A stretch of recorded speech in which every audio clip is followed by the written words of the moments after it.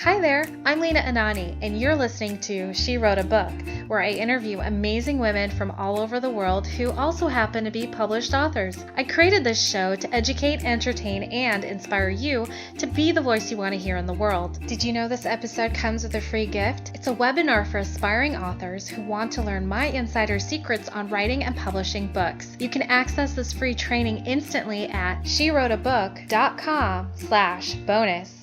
Now let's get started. You are listening to episode number 44 of She Wrote a Book, and today I'm interviewing Mary Caelsto, author of the book Getting Unscrambled, 30 Days of Love. They say change doesn't happen until it is too painful to stay where you're at, rather than moving in a new direction. For Mary, that's exactly what happened. After years of searching, she knew the abundance gurus weren't working, so she tried love. Mary lives on a homestead in the Ozarks with her husband and a menagerie of animals.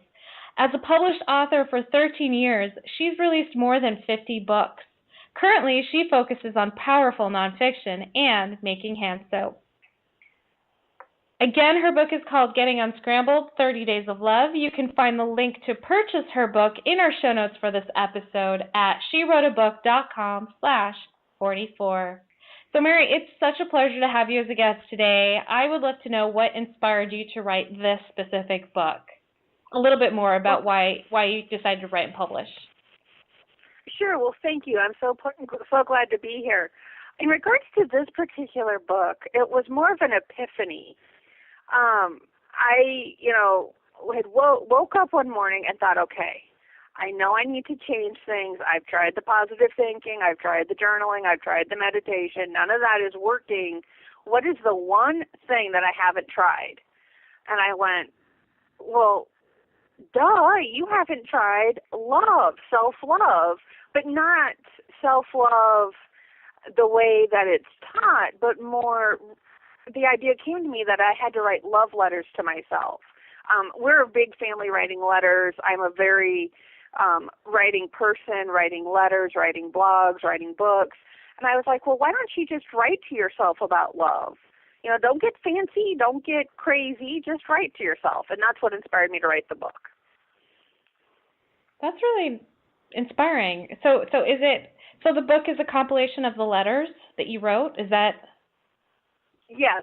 The second half of the book contains each of the 30 letters uncensored. I mean, there's some pretty raw and crazy stuff in there.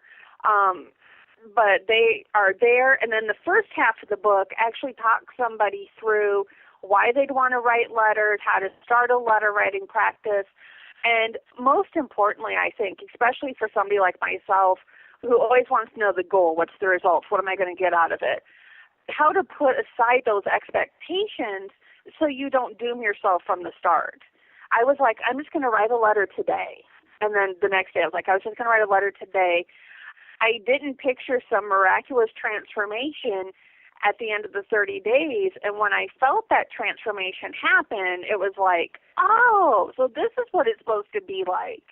So, yeah, the first half of the book walks somebody through starting their own practice, and then the second half are my letters.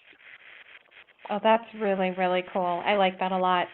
I noticed that your book is the category on Amazon is under religion and spirituality. Can I ask why? Because through those letters, I did a lot of work on my own spirituality. I have always identified as pagan, but not identified as pagan. And so, and a lot of things have happened. There's a lot of water under that bridge. And so it was more, I was starting to explore my relationship with love in regards to myself, but also in regards to what is out there in the universe and how the universe shares that love and how the love is demonstrated through the universe. So it gets into that esoteric spiritual territory, but it certainly isn't a religious book by any stretch of the imagination. Well, that's awesome. That's good to know. Not the fact, I'm sorry, that came across as judgy. Not awesome. It's awesome in the sense that it's spiritual and it's about connecting with the universe and trusting it, and I love that stuff. So tell me a little bit more about the Getting Unscrambled philosophy and the title. Like, where did that come from?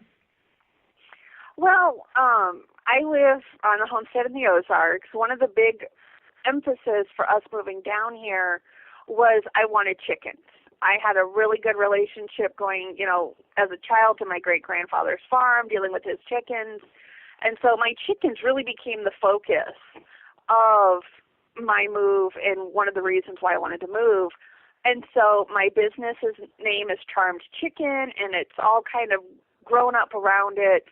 And so in regards to that, you scramble eggs. Well, as far as I'm concerned, eggs are the only thing that's good when it's scrambled. When people are scrambled, when our lives are scrambled, when our jobs are scrambled, it sucks. And so getting unscrambled, that philosophy is basically the belief that you can put those pieces back together again. We are not Humpty Dumpty.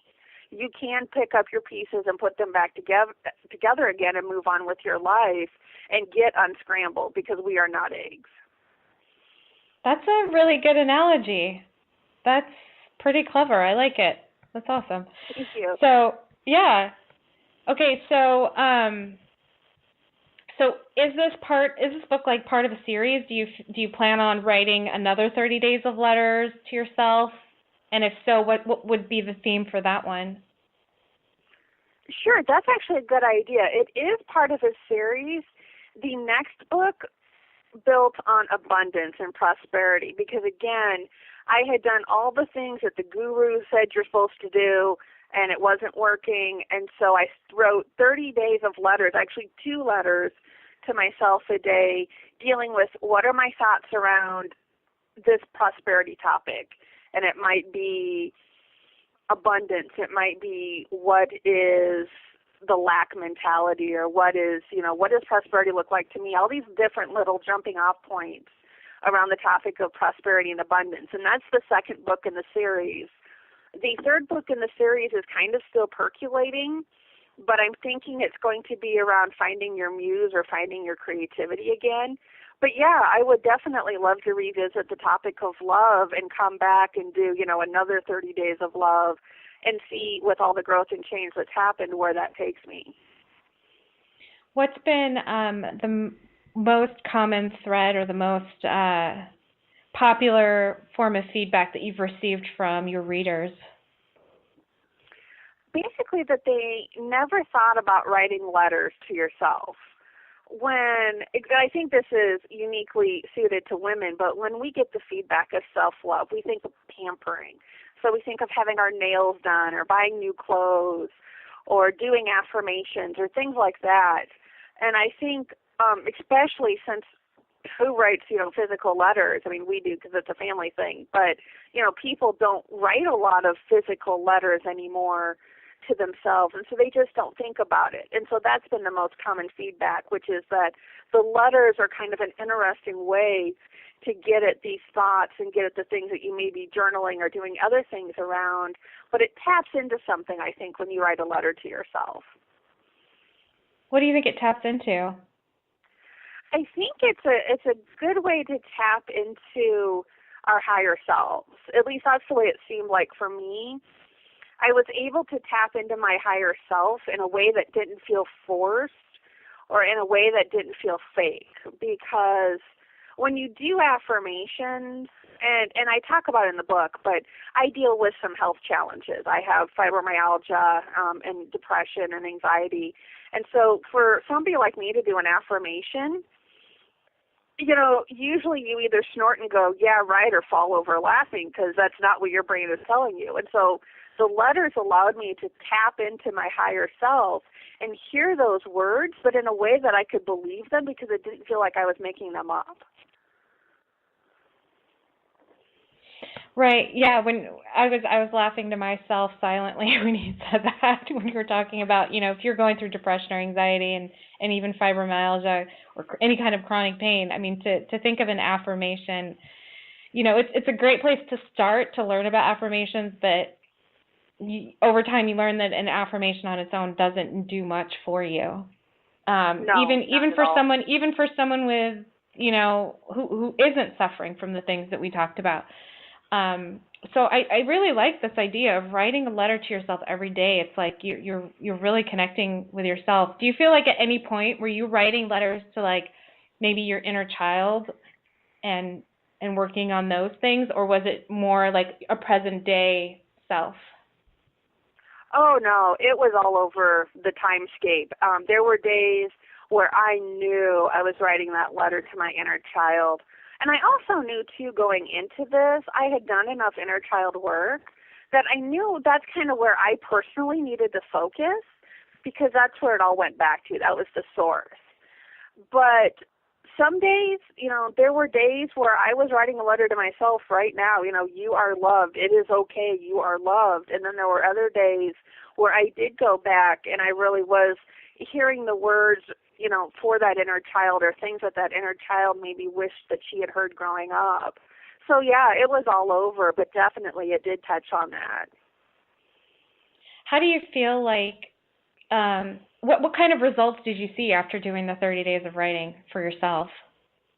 It was pretty amazing, because the biggest one for me is I really cleared out a lot of my deservedness and worth baggage.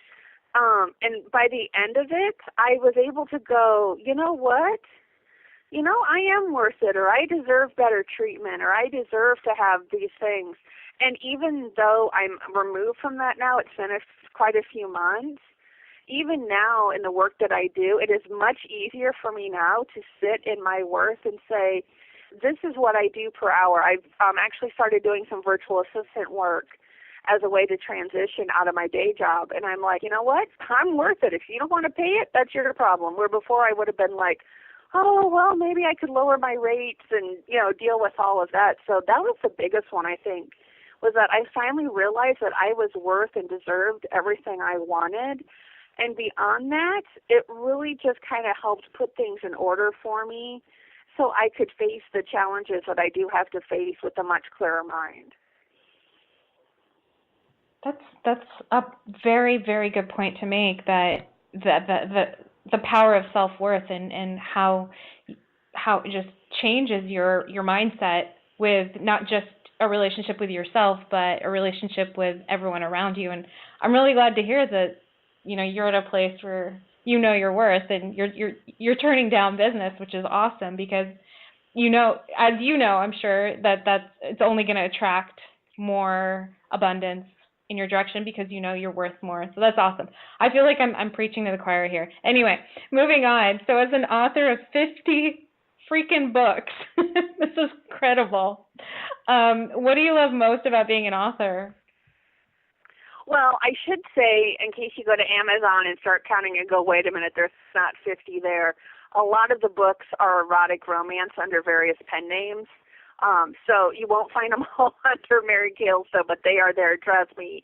I think what I like, and what I hate to say that I've matured as an author, because let me tell you, it was fun writing all those erotic romance books, but I think I've come into my own where I love being able to share information, and a lot of my most recent books have been nonfiction, with the readers and help not so much like enlighten or inform, but more just kind of present information in a new way to make it more accessible, or to help people think about it in a new way.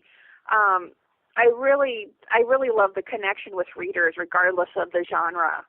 And so that's got to be my favorite part of being an author. Awesome. Well, Mary, thank you so much for being our special guest today. We will have a link to your book in the show notes for this episode, and our listeners can find that at SheWroteABook.com/44 to learn more about our author and her awesome book. So, Mary, thanks again for being our guest today. It's been fun. Thank you. Thank you so much. I've had a blast. Thank you for listening to She Wrote a Book. If you enjoyed this episode, then subscribe now so you can automatically get access to all new episodes, and feel free to share your inspired thoughts with us in the comments too. I'd love to hear from you. Are you ready to write your own book? Get started now with my quick and concise webinars so you can learn my insider secrets on writing and publishing your own book. Claim your free gift now at SheWroteABook.com/bonus.